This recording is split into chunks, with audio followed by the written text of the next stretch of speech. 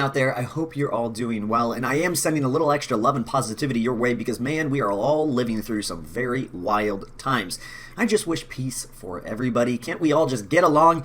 Let's take a look at 4 key levels that I've got marked off on the NQ as we go forward in trading. We're going to start off going 3 lines down today and take a look at 15000. This is a huge area that we've talked about in the past. A lot of resistance, a lot of support around this very pivotal location. If we lose it as support, my eyes drop down to 14850. It's a lower area of support that allowed us to gain the 1500 as of most recently. Now, above where price is trading, we have 2 levels marked off. One is at 15300. Important area of resistance that's currently holding at the time of this video. If we break above that, gain it as support, my eyes jump up to 15450. It's an area that also has some pretty impressive resistance that's happened around it very recently and could definitely create a little bit of trouble for the buyers. Good luck, happy trading, and stay safe.